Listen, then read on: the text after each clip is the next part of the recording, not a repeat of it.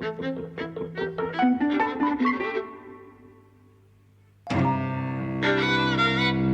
and welcome to Eavesdropping at the Movies. I'm Mike. And I'm Jose. And today we're talking about Michael Bay's new thriller, Ambulance. This film is a real throwback, in my eyes, to like the heyday of action in the mid-90s. You know, it's a high-concept film. Yahya Abdul-Mateen is a former Marine whose wife needs some kind of experimental surgery their insurance won't pay for. We see at the start of the film he's going through phone calls trying to get people on the phone, but he can't. His old friend, his brother, in fact, you get this story, well, this vague story about how they grew up together, is Jake Gyllenhaal. So obviously they're not biological brothers, but clearly they have this bond. He's very rich, and very quickly we understand that he's a criminal. We don't really understand exactly the kind of criminal enterprise he has, but he wants his brother, Yahya Abdul-Mateen, in on this heist, which we're told is worth $32 million. It's a bank job. Obviously it goes wrong, as these things tend to do. And before you know it, the two brothers are the only ones left, and they're in an ambulance that they've stolen, which has a cop who Yahya Abdul-Mateen has accidentally... Actually, I don't think it was an accident. He shot him. He definitely shot him on purpose in the leg. He didn't want to kill him. Yeah. And the paramedic. Yeah, I think his brother's life was at stake, which is what... Yeah, that's right. So they've got these two hostages on the run. They're trying to keep this cop alive. Obviously, all the cops in LA are after them, and... It's one of these. It's a lot like Speed. Once we're in this ambulance, it's not going to stop, and in fact, they keep on saying, "We don't stop." It's not a great film, and we definitely had problems with it. Yeah, I hated it. Yeah. So, and it's ideological in all sorts of ways. I mean, it's very, very pro-military in the way that Michael Bay has a history of being. I mean, he's made films basically in league with the American Army for years and years, you know, and he's used his connections with them to, well, essentially fund his films. I mean, his films have been for a long time kind of propaganda for the army, and they furnish his films with equipment and help. I hated the film. Within the first 5 minutes, I knew I was going to hate it. And really, it revolved around close-ups of children, right? So, you know, you hear of the Black brothers' problems with getting an operation for his wife that the insurance won't cover, you know, and you cut to this poor little baby with a sweet face, and you think, fucking hell, like, you know, like, it's almost like he doesn't know how to do anything better, right? And this thing of, you know, cutting to children, cutting to dogs, it's such a cheap way of earning an audience's sympathy. And that's almost the only thing the film has going for it, because I think it's a really stupid film, and it's also a film that's made in bad faith. Yeah, kind of, these are people who know better, yeah, who know that the world is not like this, that people are not like that. Yeah, it is kind of, you know, in bad faith. And it's also by the numbers. Yeah, it's a film that, you know, some captain of industry might have done. You could see how it's a marshalling of armies, of, you know, camera people and so on.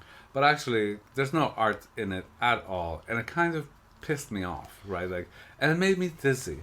It's all handheld camera, you know, lots and lots of close-ups, right? And then, of course, all those swirling shots of cars and copters, yeah. And you know how they can only end one way, right? And you know how it's going to end. And then all the stuff between the brothers, and one being black and one being white, it just felt like so manipulative. And the thing with the children felt so manipulative. And the thing with the cops felt so manipulative. I hated it. I want to clarify what I'd said right at the start about the militaristic aspect of it, because it's not a film about the military, it's a film about the police. But obviously, what I'm talking about is the main character, Yahya Abdul-Mateen's character, Will, being this ex-Marine, and you get this close-up of the folded flag at the start, and the folded flag, I think it's not his folded flag, right, because that's given to, well, that's about soldiers who have died in service, right, so I think it must be one of his former colleagues, but this is not a story that you get, right? You're just given this flag, and it's meant to evoke this whole symbolism about what the army means and the service to the country and that sort of thing. And there is this soldiery close up that you get, which is where he reunites with his brother Danny, which is Jake Gyllenhaal's character. and Dan is kind of criticising him for having gone into the army, and then you get this. It's the Michael Bay thing of the low angle, looking up, the hero shot, and the music swells in the background as Will says, "It gave me purpose, and I knew what I was getting into." So it has that. If you've ever seen, as I'm sure you have, and I'm sure many of the listeners have, the Every Frame a Painting essay on Bayhem, which is this thing about how does Michael Bay conceive of the world he creates? How does he shoot his action? How does he make his movies? What is his aesthetic?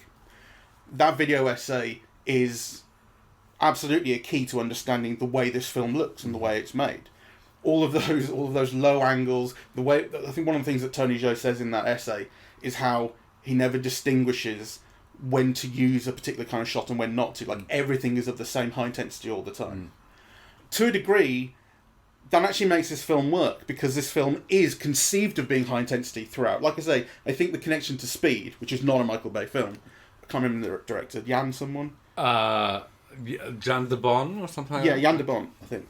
Well, the connection to Speed, in terms of its high conceptness, is very clear, and the thing about it is, once the action ramps up, it doesn't let up throughout. So in a sense, it kind of makes sense for Michael Bay, because that is him through and through. And if he ever has to try and lower the tone, it doesn't really work. Here, he never has to. I mean, I think the comparison to Speed is a good one, in the sense that, it is an ambulance on the move that can't stop. Yeah. But I think in relation to everything else, it's an inferior film to Speed. It's a vastly inferior film in every sense. This is a very trashy film, right? So Jake Gyllenhaal, who's the star of the film, obviously, gets a star entrance, right? So you see his feet coming forward, and then you get this huge close-up of Jake Gyllenhaal. Yeah. And then on top of that, they turn out to be brothers, right? So, it's a build-up to a star entrance, right? But everything else about it, and even what that signifies, is a problem. So Jake Gyllenhaal is the star of the film, yet actually he's the villain, which is possibly why Jake Gyllenhaal wanted to do the part, right? Yet really the film is about the so it should be his film. So it means that in a way the film is unbalanced, because too much attention is given to Jake Gyllenhaal in terms of the weight that he brings to the narrative, right? Now, I don't think this is a film that's very concerned with narrative. It really is kind of mainly concerned with action, right? But actually, I think it fails on both levels, because I found the action completely boring and tiresome, right? Like, after the first helicopter chase, they're all the same, right? So you feel you're on that high-pitched, close-up, quick-cutting, intensity throughout without any let-up, and I found it dull, I tuned out the film 3 times, and all 3 times were during action, where you kind of, it's that thing of lost time. You sometimes get this when you're driving, where you wind up at home and you go, how did I get here? And it's because you've been on the routine. You probably getting on the bus every day sort of thing. You go, how did I wind up at work? You can't remember the trip beforehand. The action in this film has parts like that, where all of a sudden they're wherever the fuck they are, to be honest. For instance, when they end up under the bridge in the river, there's this thing about they did some move to shake the cops, and I kind of woke up at the point where they're going, wow, what a move, and I'm going, oh shit, I missed the move. What was the move? Because the action had been just putting me into a trance. So it's not that it's kind of incompetent, it's kind of the way this action always just looks and is, but it's not involving. There's not enough that's interesting about it. There's not enough in a story sense that's there's not enough about the stakes. Like, there are moments where actually things get intensified in a way that really works for me, like doing the surgery on the cop in the back of the ambulance to get the bullet out while they're going at high speed, and I can only slow down so much, and blah blah blah. Like, those things kind of work for me, and in a sense I know it worked for you, because you were going, oh, at the imagery. I recoiled. It's quite gruesome. But I also thought it was cheap. Oh yeah, I'm not saying it's not cheap, but I'm saying there are things that work. I do disagree with you about the balance between the stars.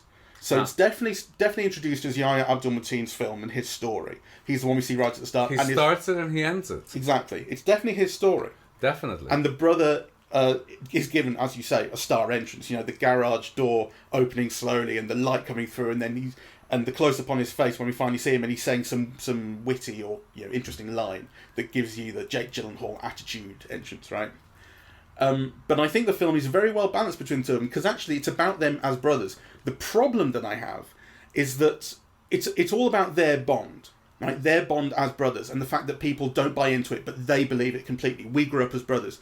So, for instance, right at the start, when Yahya Abdul-Mateen is introduced to all Jake Gyllenhaal's guys who are going on this heist, they're like, you don't look like brothers. And in fact, it's the one time in the film where Jake Gyllenhaal really needs a witty line that he doesn't have, where he just says, oh, very original, right? But the point is, they're brothers, and they believe it. Doesn't matter who the fuck else believes it. They're brothers.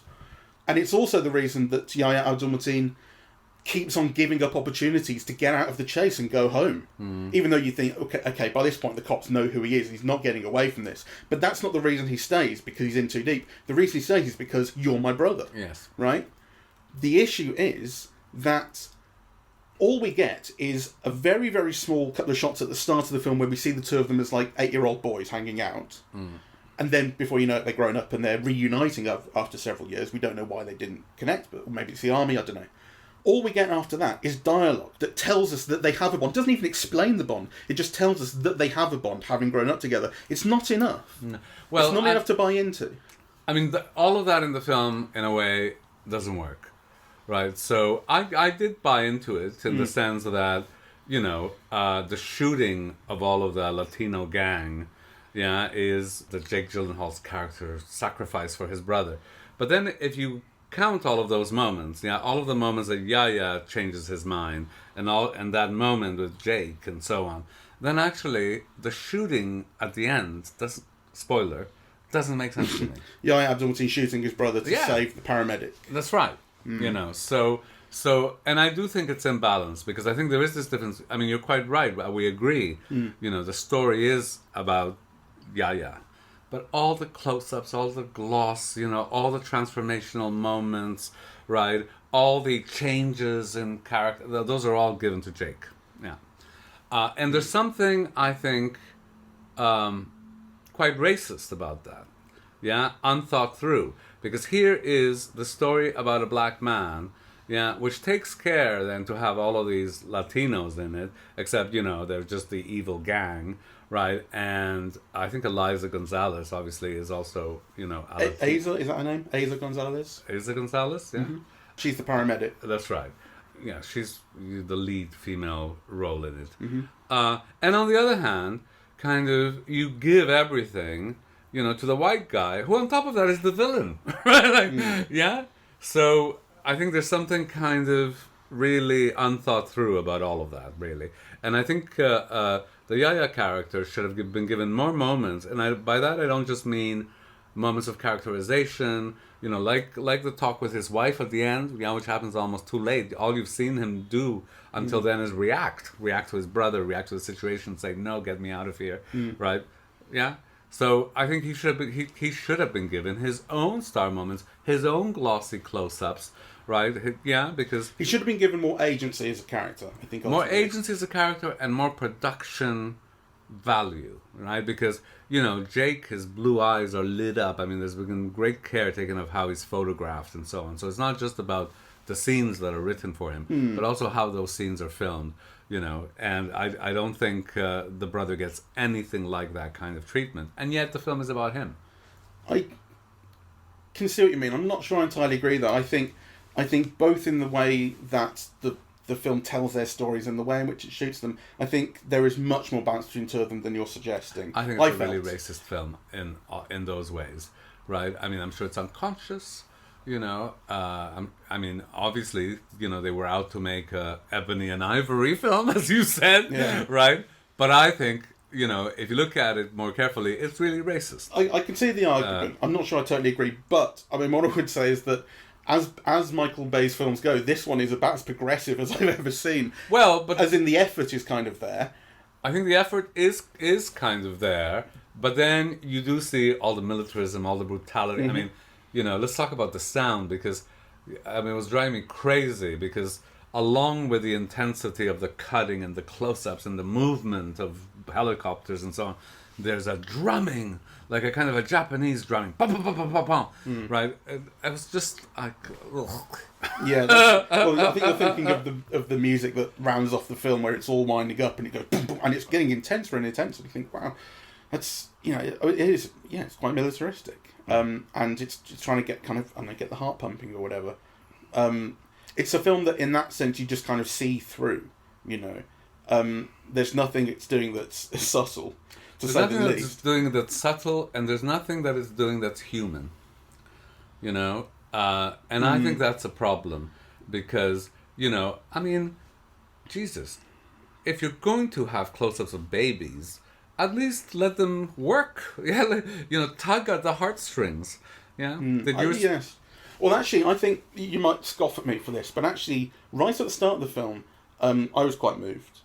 I found the opening quite compelling, and it's not just partially the Yahya Abdul-Mateen character fighting for his wife on the phone, because the thing about the system that he has to deal with, he finally gets someone on the phone, a human, and then he says, "What's your name?" and she says, "I'm 12."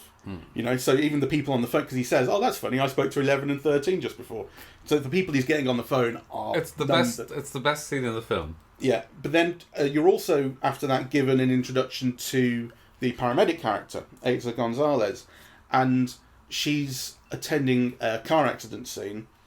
And this little girl, who must be 5 years old maybe, is trapped in the back of the car. She's got a huge metal pole stuck through her side.